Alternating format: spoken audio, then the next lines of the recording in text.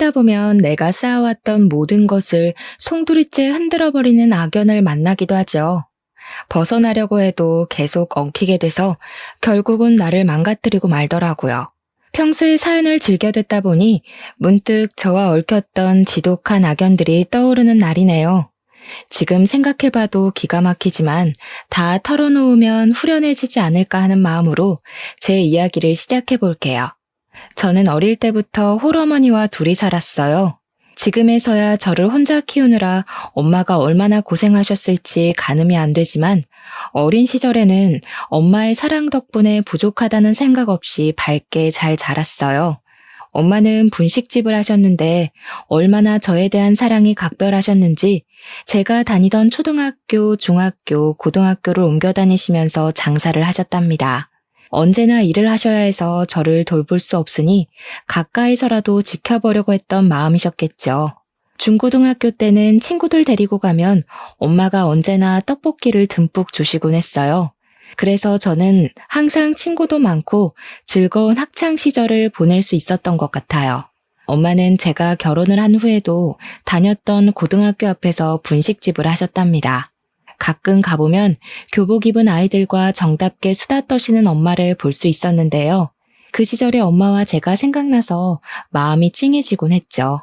저는 얼른 자립을 해서 엄마에게 도움이 되고 싶었던 생각이 컸기 때문에 전문대를 나와서 바로 작은 회사의 경리로 일을 시작했답니다. 남편을 만난 지는 그 즈음이었어요. 친한 동료가 있었는데 같이 저녁을 먹으면서 찍은 사진을 동료의 친구였던 남편이 우연히 보게 된 것이죠. 그 이후로 자꾸 저를 소개해달라고 졸랐다면서 소개팅을 주선해 주었답니다. 처음 만난 남편은 동갑답지 않게 참 젠틀하고 좋은 가정에서 살아왔겠구나 하는 생각이 드는 사람이었어요. 문득 보이는 행동에서 여유가 느껴지고 대화를 해보니 저보다 아는 것도 참 많았죠. 남편은 적극적으로 구애를 해왔고 우리는 곧 연인이 되었답니다.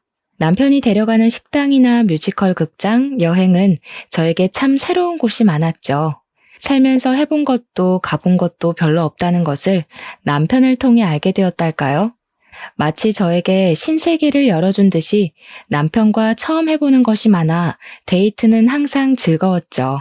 사귄 지 1년도 되지 않아 남편은 자꾸 결혼하자는 이야기를 꺼내더라고요. 저는 데이트하고 만나는 건 참 좋았지만 아직 20대 후반이었고 모아둔 돈도 없었기에 결혼은 한 번도 생각해보지 않았어요. 부담스럽다고 거절했지만 남편은 일단 집에 가서 부모님께 인사드리자고 계속 재촉했답니다. 그렇게 남편에게 끌려다니다 보니 어느새 남편 집 앞에 서 있더라고요. 시부모 댁은 서울 근교의 주택단지에 있는 단독주택이었는데 기와가 있는 현대적인 한옥으로 멋들어지게 지어져 있더라고요. 저는 쭉 빌라에서만 살아서 단독주택에 산다는 건 생각도 못 해봤는데 집을 구경해보니 참 멋지긴 했답니다. 앞마당과 뒷마당도 널찍하고 작게 텃밭도 있고 시부모님은 드라마에 나오는 것처럼 여유롭게 살고 계시더라고요. 시부는 공무원을 하셨다가 퇴직한 지 얼마 되지 않았고 시모는 항상 전업주부셨다고 해요. 저를 위해 식사를 준비해 두셨는데 텃밭에서 직접 땄다는 신선한 채소와 윤기 나는 갈비찜을 먹으며 잠시나마 완전한 가족 속에 있는 듯한 행복을 느꼈죠. 그런데 남편은 부모님께 저에 대해 아무 말도 하지 않았던 모양이에요. 홀어머니가 분식집을 하시고 저는 격리로 일한다는 걸 아시더니 시모의 표정이 바로 차갑게 돌변하시더라고요. 방금 전까지는 인자한 미소를 지으시면서 며느리가 너무 예뻐서 손자보면 아주 잘생기겠다고 하시더니 제 쪽은 쳐다보지도 않으셨어요. 30도 안 됐는데 아직 결혼은 너무 일러. 결혼이 하고 싶으면 5년은 있다가 해라. 5년을 어떻게 기다려? 왜 갑자기 억지를 부리세요? 난 내년 안에 꼭 결혼할 거예요. 내가 이런 말까진 안 하려고 했는데 집안도 좀 격이 맞아야지. 한쪽이 너무 기울면 결국 헤어지게 마련이야. 아가씨도 내 말 서운하게 생각하지 말고 반반한 얼굴 믿고 우리 아들 꼬신 모양인데 취집하려고 마음 먹었으면 더 나이 있는 남자를 잡던가 순진한 애 데리고 뭐 하는 거야? 어휴, 염치도 없어라. 저는 결혼하려는 마음도 없었는데 한순간에 결혼하지 못해 환장한 여자가 되어 있더라고요.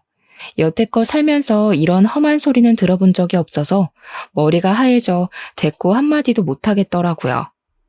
남편이 저를 붙잡았지만 부들부들 떨리는 손을 애써 잡으며 그 집을 나와버렸어요. 그렇게 남편과 헤어지려고 마음을 먹었죠. 남편은 매일 회사 앞으로 찾아와서 절대 못 헤어진다며 눈물까지 보이더라고요. 시모한테 받은 모욕을 떠올리며 모질게 대하려고 했지만 사랑이 뭔지 남편 얼굴만 보면 같이 눈물이 흐르더라고요. 자기가 책임지고 허락받을 테니 헤어질 생각만 하지 말라면서 저에게 더욱 정성을 다했답니다. 헤어진다는 생각만 해도 가슴이 저미는데 눈물이 어떻게 끝낼 수가 있었겠어요. 결국 남편이 허락받을 때까지 기다리기로 했고 시부가 시모를 설득해 결국 몇 달이 걸려 상견례를 할 수 있었답니다. 시모의 아나무인 태도는 상견례에서도 여전했죠. 제가 이 결혼을 찬성해서 시키는 게 아니라는 건 사돈도 잘 알아주시길 바랍니다. 그만큼 따님 교육 잘 시켜서 보내주세요. 제가 인생을 살아보니까 아버지 없는 애들은 어디선가 꼭 티가 나더라고요. 잔뜩 긴장을 한 엄마는 시부모에게 제대로 대답도 잘하지 못하셨어요. 저는 묵묵히 듣기만 하는 엄마를 보고 너무 화가 나서 한마디 하려고 입을 열었는데 엄마가 가만히 제 손을 잡으시더라고요. 엄마와 눈이 마주친 저는 간절한 눈빛에 결국 입을 닫아야만 했죠. 제가 놀랄 정도로 엄마는 남부럽지 않게 결혼식과 혼수를 준비해 주셨어요. 어디서 돈이 났냐고 물어봐도 딸 결혼하는데 보태려고 이 정도는 준비해 두셨다는 말만 해주시더라고요. 시모가 혼수로 꼬투리를 잡으려고 했지만 막상 제가 준비한 걸 보자 별다른 말을 못할 정도였답니다. 결혼을 한 후부터 저는 일주일에 한 번 또는 2주일에 한 번은 꼭 시댁에 가야만 했죠. 시모는 저를 그렇게 못마땅해 하시면서도 주말마다 저를 불러댔어요. 집안의 가풍을 배우고 집안 살림을 배워야 한다는 이유로 말이죠. 평일에 직장을 다니니까 주말에 간절히 쉬고 싶었지만 시모에게 잘 보이고 싶은 마음으로 꼬박꼬박 시댁으로 가서 알려주는 대로 반찬을 배우고 집 청소까지 했답니다. 남편에게 너무 힘들다며 하소연을 해봤지만 시모 마음에 들고 친해질 수 있는 기회 아니냐면서 조금만 참고 해보라고 하더라고요. 그렇게 결혼을 하고 첫 설 명절을 맞게 되었어요. 평생 전업주부로 살아온 시모는 자신의 음식 솜씨에 대해 자부심이 엄청났어요. 시부와 남편이 밥 먹으면서 맛있다는 소리를 안 하면 삐지는 게 눈에 보일 정도였죠. 시모가 한 음식을 먹을 때마다 항상 맛있다고 호들갑을 떨어야 했답니다. 엄마와 둘이서 살아서 저는 명절을 항상 간소하게 지내곤 했는데 시댁에 와서 이렇게 명절에 음식을 많이 할 수 있다는 걸 처음 알았네요. 친척들이 많이 온다며 음식량을 어마어마하게 준비하더라고요. 3시간을 꼼짝 못하고 전을 부치는데 허리가 끊어질 것 같았죠. 음식 하나 할 때마다 앞으로 제가 할 일이니 똑바로 보고 배우라며 얼마나 무섭게 다그치는지 다음 명절이 벌써 걱정될 정도였답니다. 새벽부터 이른 저녁까지 시모와 꼬박 음식을 했는데 기절할 것 같이 힘들었어요. 시부와 남편은 손 하나 까딱하지 않고 텔레비전을 보고 있는데 제 눈치를 본 남편이 어슬렁거리며 주방에 들어왔다가 시모에게 내쫓기더라고요. 막 저녁 준비가 다 되었을 때 초인종이 울렸어요. 친척분들은 내일에야 올 텐데 누구인지 의아한 참이었는데 남편이 신나서 현관문을 열더라고요. 제 또래의 젊은 여자가 다소곳이 집 안으로 들어왔어요. 시모도 얼른 여자에게 다가가서 손을 맞잡으며 아주 반기더라고요. 묶은 머리가 다 헝클어지고 땀으로 절은 제 모습과는 다르게 그 여자는 한눈에 봐도 비싼 원피스를 차려입고 세련된 이미지가 인상적이었답니다. 얘는 왜 모지리처럼 서 있어? 형님한테 인사 안 하니? 엄마, 얘는 아직 형수 얘기 몰라. 설날 전에 말해두려고 했는데 깜빡했네. 남편이 외동인 줄 알았는데 낯선 여자가 형수라니 무슨 말인지 도통 이해가 되지 않더라고요. 사실 내가 형이 있었는데 우리 결혼하기 2년 전에 교통사고로 죽었거든. 이분은 형수님이고 형하고는 사별했지만 우리 집하고는 어릴 적부터 아는 사이라 명절 땐 꼭 부모님 뵈러 오지. 반가워요. 결혼식도 못 가보고 이렇게 처음 만나네요. 앞으로 종종 만날 테니 우리 친하게 지내요. 나보다 1살 어리다고 하지 않았어? 형님이라는 여자가 남편을 돌아보며 반말로 물어보는데 정말 아주 오래전부터 스스럼 없이 지낸 것 같은 분위기를 풍기더라고요. 1살 차이밖에 안 나는데 어쩜 둘이 이렇게 차이가 많이 나는지. 우리 혜정이는 변호사야. 그것도 아주 대형 로펌에서 일해. 내가 우리 며느리 자랑하는 재미로 살아요. 시모가 저렇게 다정하게 말할 수 있는 사람이란 걸 처음 알았던 순간이었죠. 아들과는 사별했는데 아직도 며느리라고 살갑게 부르니 제 입장에선 좀 이상하게 느껴졌는데요. 어릴 때부터 집안끼리 친했던 사이라니 그럴 수도 있겠다고 생각하고 넘겼답니다. 다 함께 둘러앉아 저녁을 먹기 시작했는데 저를 빼고 화기애애하게 대화를 하더라고요. 저는 마치 없는 사람처럼 맨 끝에 앉아서 밥만 억지로 먹는데 얼마나 서운하던져. 시모는 형님 숟가락에 반찬까지 얹어주더라고요. 제가 어머님 밥 먹고 싶어서 집에 오는 거 아시죠?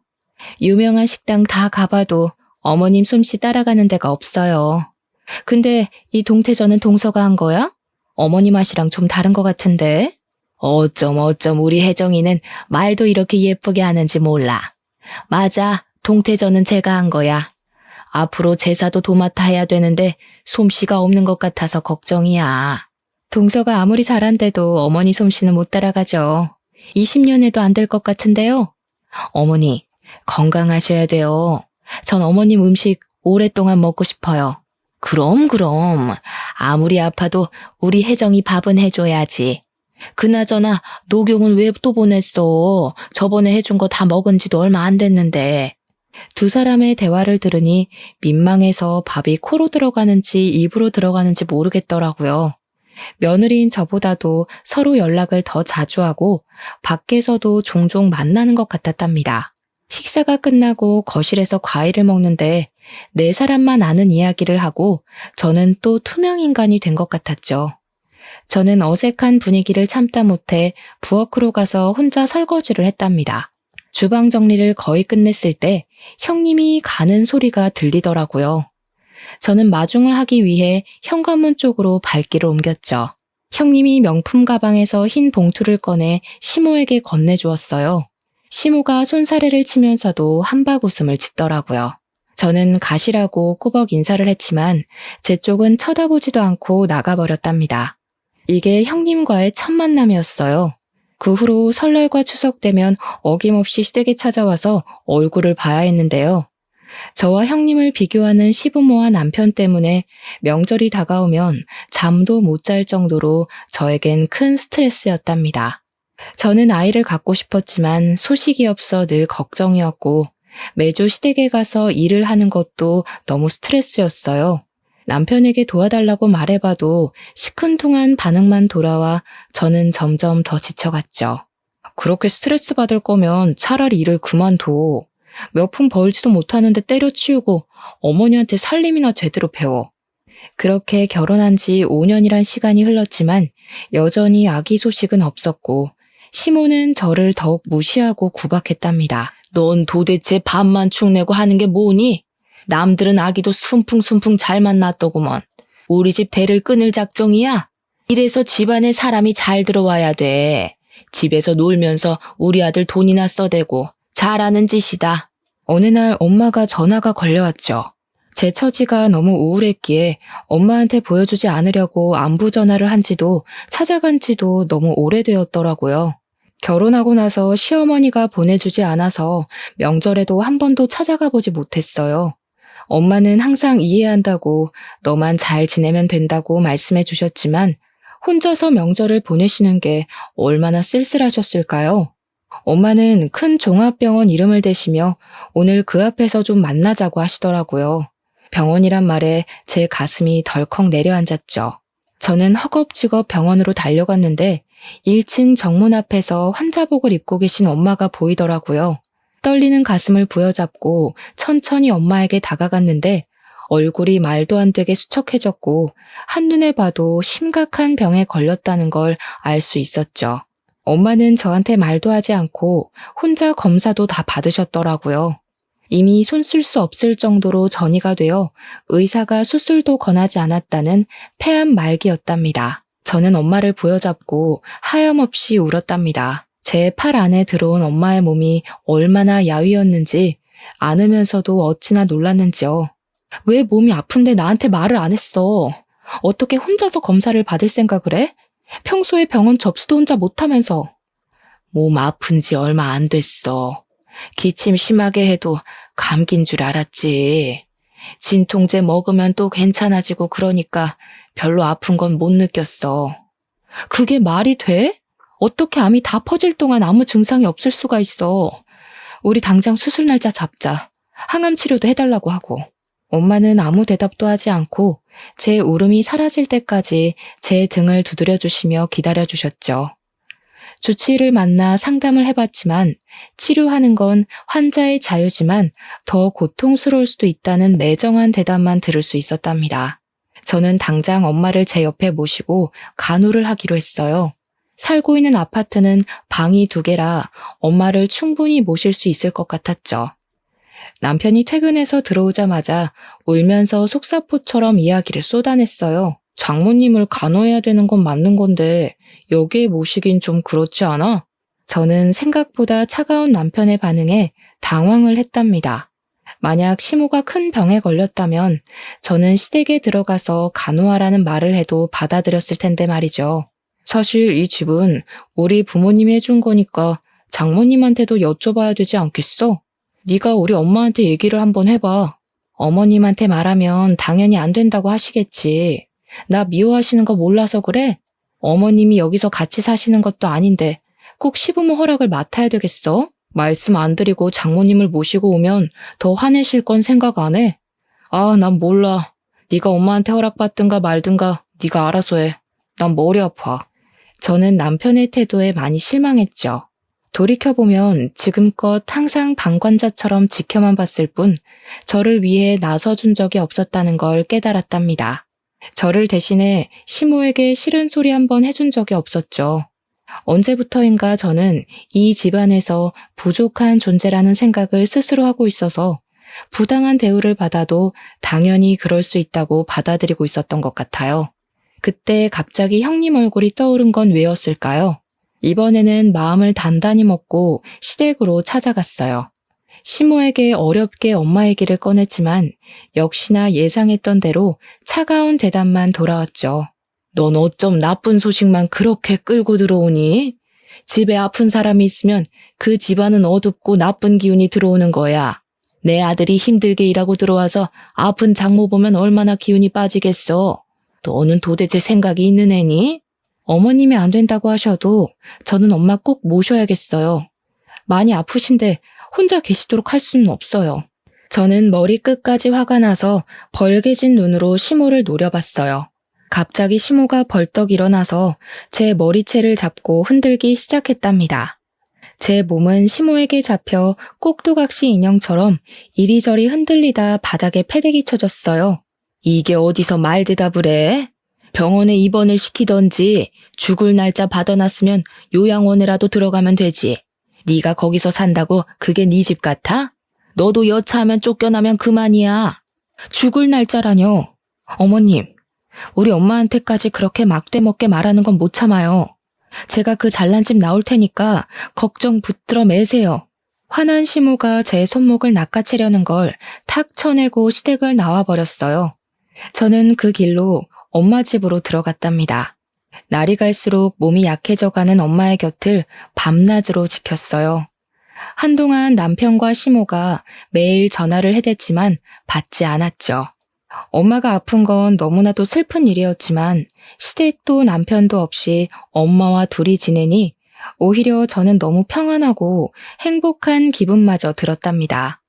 그렇게 눈 깜짝할 사이에 몇 달이 흘렀죠. 제가 함께 살자 엄마의 상태가 조금씩 호전되는 것처럼 느껴졌답니다.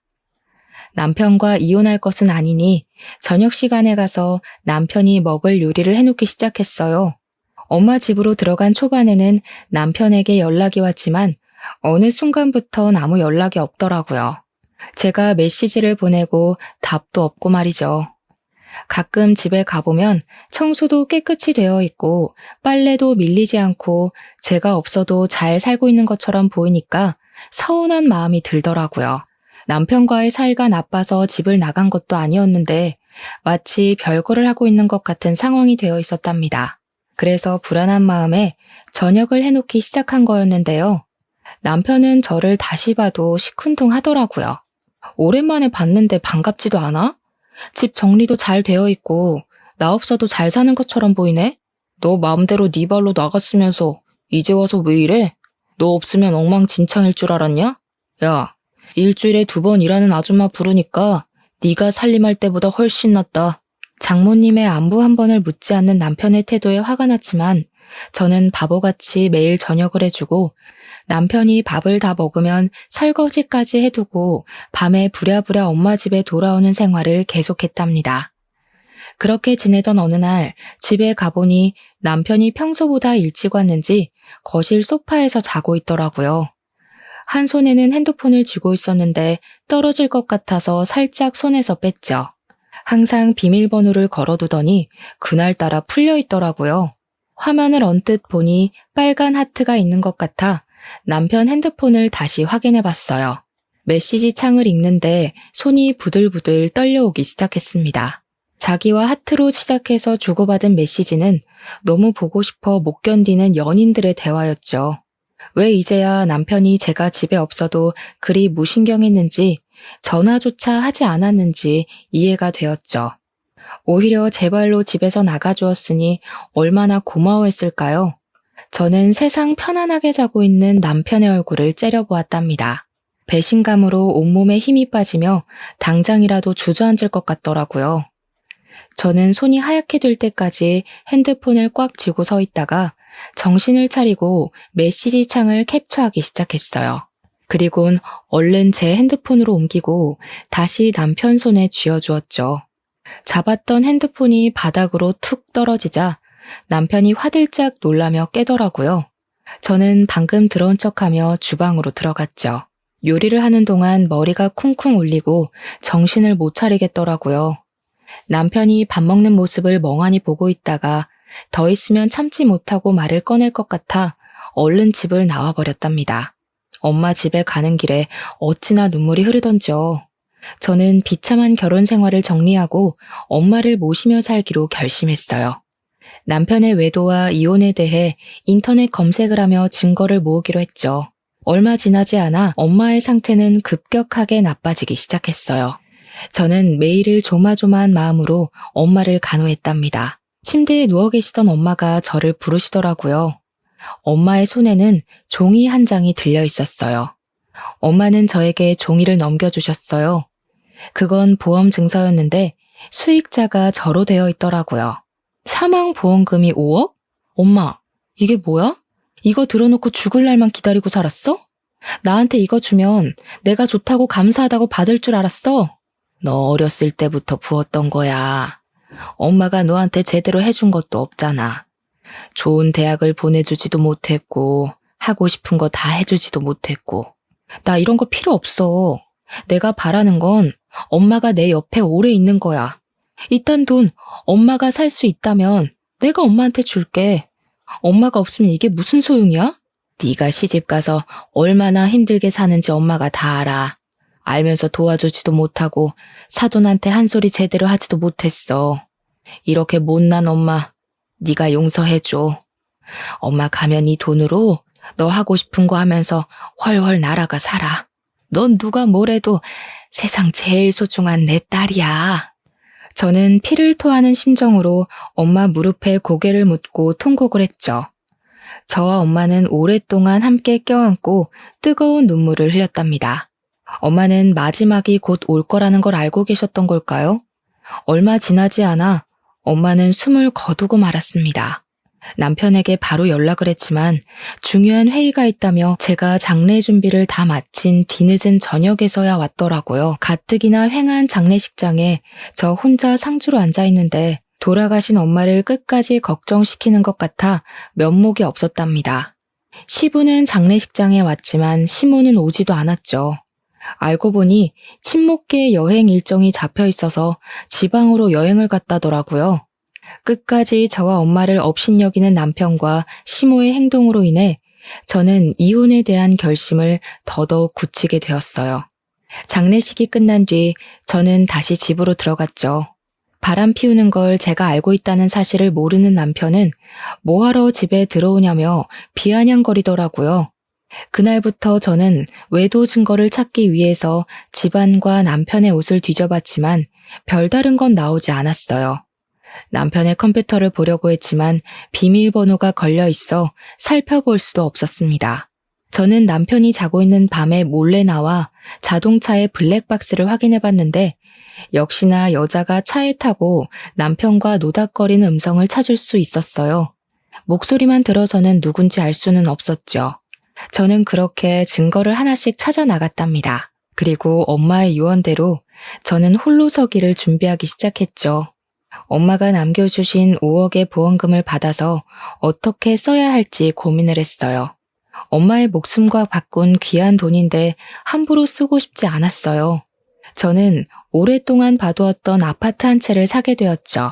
지금 살고 있는 동네에서 멀지 않은 곳인데 유명한 학군인지라 인기가 많은 동네고 아이 키우기도 좋은 환경이라 남편에게 그 아파트로 이사 가자고 말해본 적이 있었어요. 남편은 부동산에 대해 알지도 못하면서 몇 억씩 하는 아파트를 함부로 투자하냐고 저한테 핀잔을 주었거든요. 저는 운이 좋게도 바로 세입자를 받아서 다달이 큰 수익을 낼 수 있었답니다. 그러는 사이 추석이 돌아왔고 저는 아프다는 핑계를 대고 시댁에 가지 않았죠. 시모가 남편에게 전화해서 아프든 말든 끌고 오라는 소리가 수화기 밖으로 쩌렁쩌렁 들리더라고요. 그러거나 말거나 침대에 누워 이불을 푹 눌러쓰고 꼼짝도 하지 않았답니다. 명절에 안 가다니 너 제정신이야? 엄마가 장 다 봤는데 혼자 어떻게 하시냐고 난리야. 장모님 아프실 때 우리 엄마가 얼마나 네 편의를 봐줬냐? 이제 며느리 도리 제대로 해야 될 거 아니야. 우리 엄마 아프실 때도 설날에 가서 내가 음식 다 한 거 잊었어?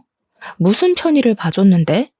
뭐 원래 이틀 자고 와야 되는데 음식만 해놓고 밤에 엄마한테 가게 해준 거?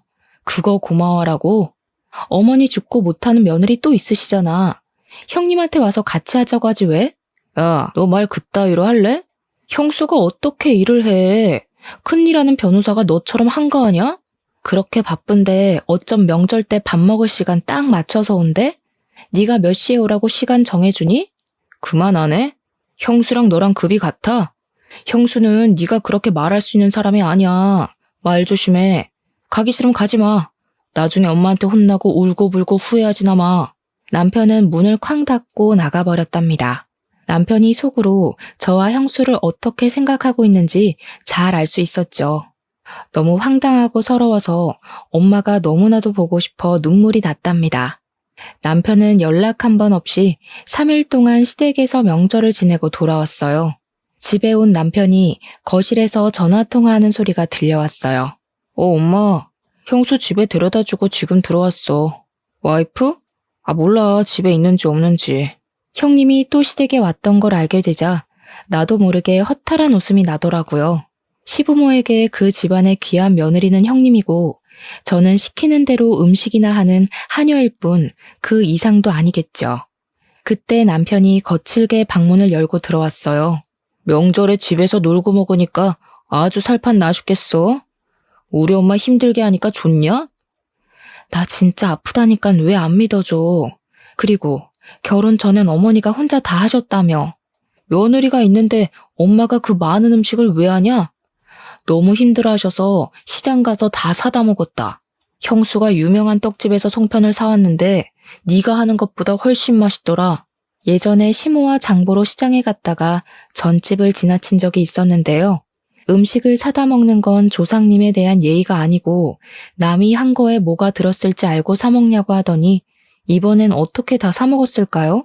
떡집에서 사 먹는 송편은 못 쓴다며 매년 추석 때만 되면 뒷마당에서 뜨거운 가을볕 아래 찜기 한가득 송편을 올리던 제 모습이 떠올라 가슴이 쓰려왔답니다.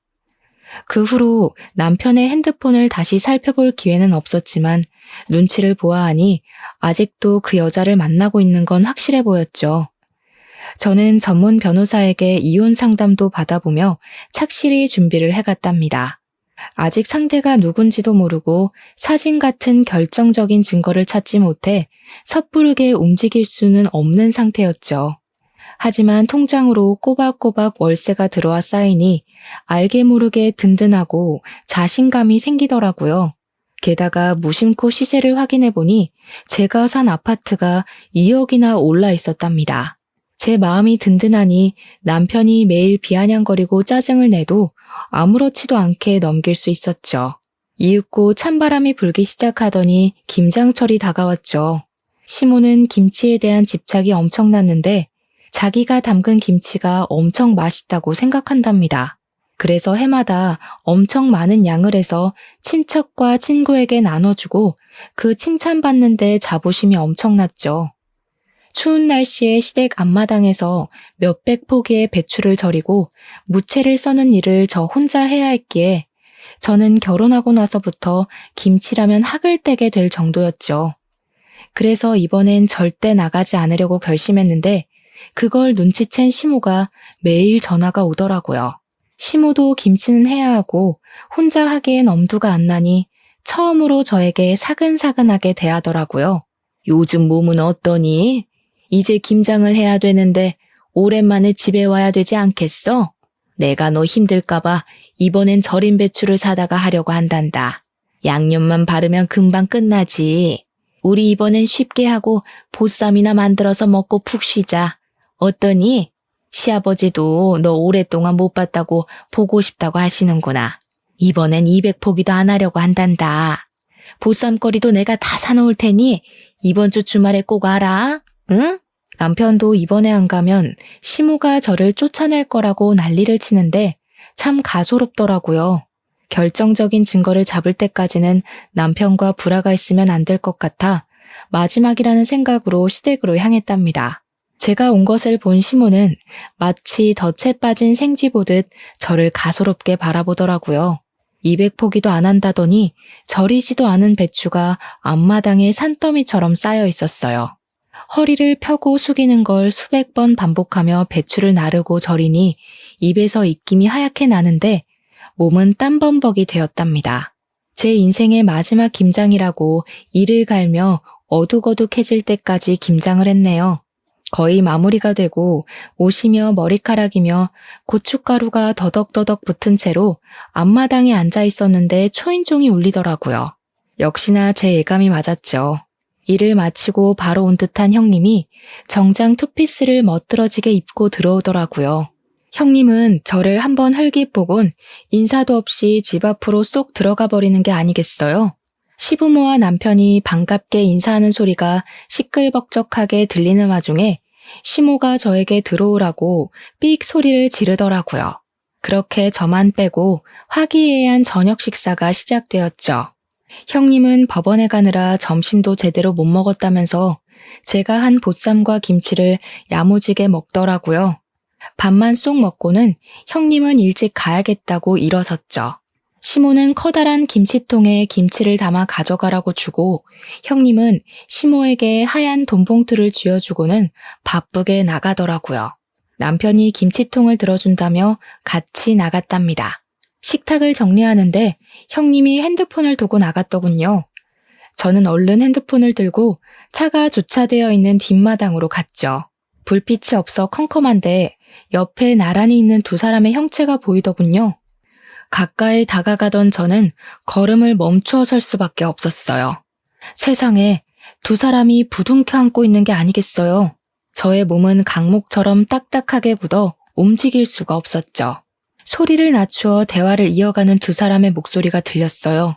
어디선가 들었던 낯익은 목소리였어요.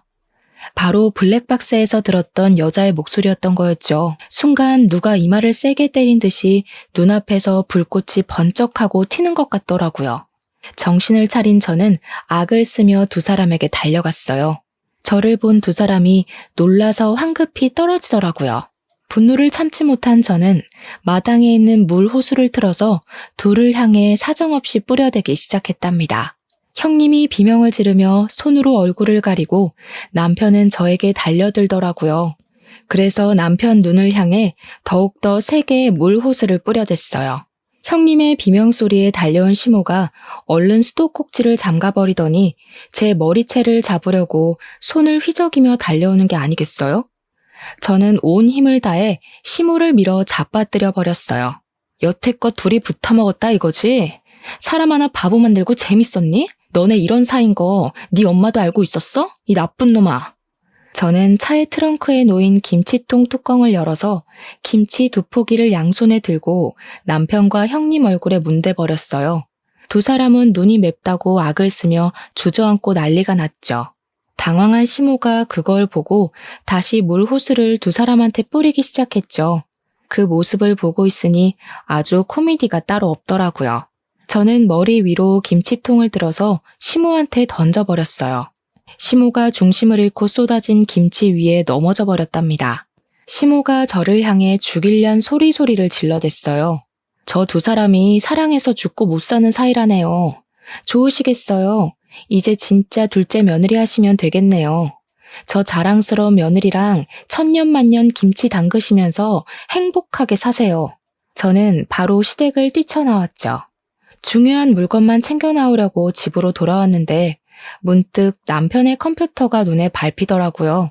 어쩐지 형님과 관련된 비밀번호를 걸어두었을 것 같아서 저장되어 있던 형님의 핸드폰 끝번호를 쳐봤더니 바로 암호가 풀리는 게 아니겠어요? 역시나 컴퓨터 안에는 둘이서 찍은 사진이 가득 저장되어 있었고 저는 모조리 옮겨 증거를 확보할 수 있었답니다.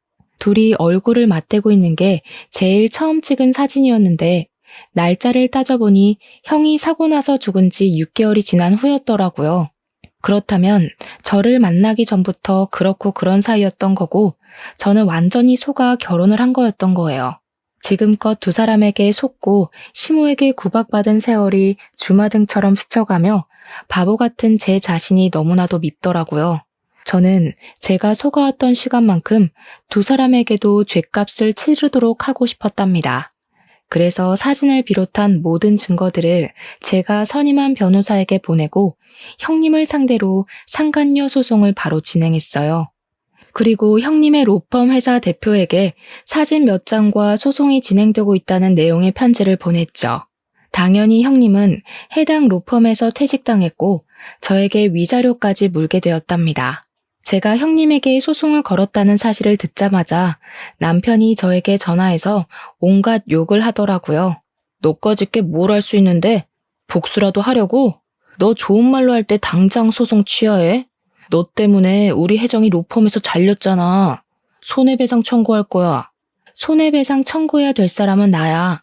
네가 망친 내 인생은 어떻게 책임질 건데? 너도 인생 나락갈 준비나 해. 저는 남편의 회사 홈페이지에 외도 사실과 사진 증거를 올렸어요. 워낙 보수적인 기업이었기에 소문이 돈다면 남편이 사생활이라고 항변해봤자 타격이 갈 거라는 걸 예상했거든요.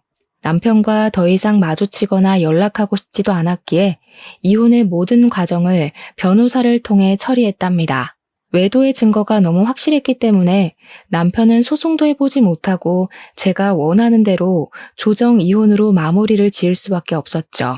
남편의 외도 사실을 안 뒤부터 정보를 계속 수집하고 유리하게 이혼할 수 있도록 미리 준비해둔 덕분이었죠.